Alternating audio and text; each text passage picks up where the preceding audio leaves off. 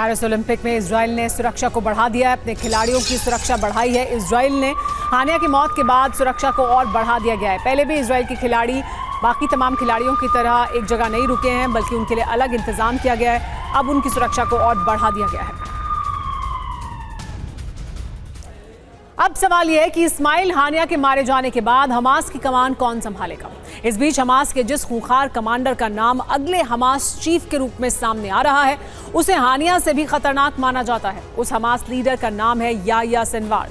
तो क्या इजराइल की हिट लिस्ट में अब अगला नंबर सिनवार का है? क्या सिनवार के खात्मे से ही गाजा युद्ध का अंत होगा? देखिए ये रिपोर्ट।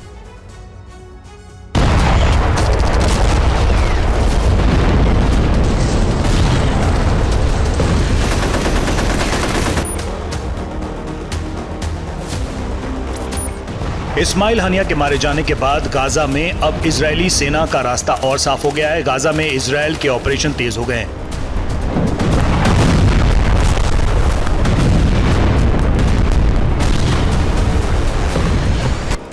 लेकिन लगभग ध्वस्त हो चुके हमास पर अंतिम प्रहार बाकी है। इजरायल की जीत की राह में अभी एक सबसे बड़ी बाधा शेष है। हमास का वो खूंखार कमांडर इजरायली फोर्स के रास्ते में सबसे बड़ा रोड़ा है। जी हाँ, उसी याह्या सिनवार के बारे में बात की जा रही है, जिसे हानिया से भी क्रूर और खतरनाक माना जाता है।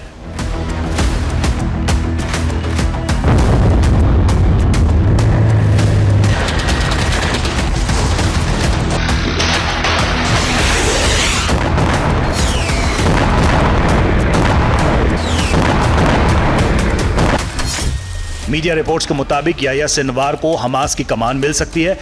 सिनवार गाजा में हमास के पॉलिटिकल विंग का चीफ है।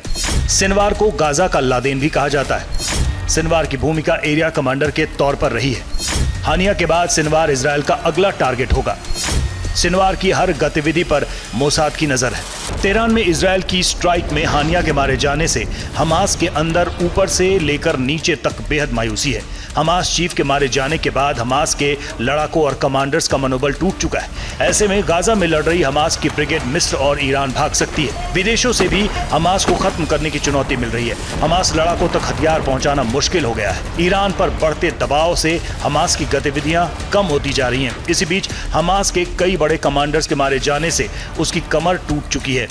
लेकिन यह तय है कि अगर सिनवार को हमास चीफ की कमान दी गई तो इजरायल पर नए सिरे से घातक हमले होंगे।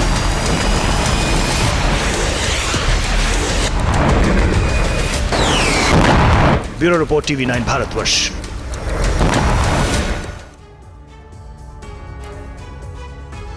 एक तरफ इजराइल ने 7 अक्टूबर 2023 के हमले का बदला लिया, तो दूसरी तरफ एक दिन पहले यानी 30 जुलाई को गोलान हाइट्स में हुए हमले का भी बदला ले लिया। दो तस्वीरें हम आपको दिखा रहे हैं। 28 जुलाई को गोलान हाइट्स में किस तरह से 12 बच्चों की मौत हुई थी, जो हिजबुल्लाह द्वारा हमला किया गया था, और फिर 30 जुलाई को बेरूत में हिजबुल्लाह कमांडर को ढेर कर दिया गया। देखिए, गोलान हाइट्स पर हमले का सबसे नया वीडियो भी अब सामने आया है। 28 जुलाई को हिजबुल्लाह ने यहां हमला किया था। इस हमले में 12 बच्चों की दर्दनाक मौत हो गई थी। इसका एक और वीडियो अब सामने आया है, जो दिखाता है कि किस तरह से ये हमला हुआ था और उस वक्त किस तरह के हालात बने हुए थे। हम आपको गोलान हाइट्स पर हमले की 2 तस्वीरें दिखाने जा रहे हैं। पहले वीडियो में बच्चे खेल रहे हैं, मौज मस्ती कर रहे हैं, और तभी अचानक मिसाइल आकर गिरी और मौत का मातम पसर गया। चीख पुकार शुरू हो गई। 12 बच्चे यहाँ पर मारे गए थे। देखिए तस्वीरें, एक तरफ सब कुछ आम दिन की तरह दिखाई दे रहा है, और फिर मिसाइल आती है, हमला होता है, और उसके बाद चीख पुकार, अफरा तफरी, और 12 बच्चे मौत के मुंह में समा जाते हैं। लेकिन अब इजराइल द्वारा हमला किया गया है। हिजबुल्लाह का टॉप कमांडर मारा गया है।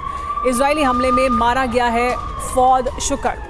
गोलान हाइट्स हमले का मास्टरमाइंड था फौद शुकर, ऐसा कहा जा रहा है। बेरूत में इजराइल की बमबारी में अब ढेर हो गया है फौद शुकर। इजराइल ने हमला लिया है। गोलान हाइट्स पे जो हमला किया गया था, उसके बाद उसने जो हमला किया उसमें हिजबुल्लाह का कमांडर मारा गया है। कहा यह जा रहा है कि शुकर ही उसका मास्टरमाइंड था।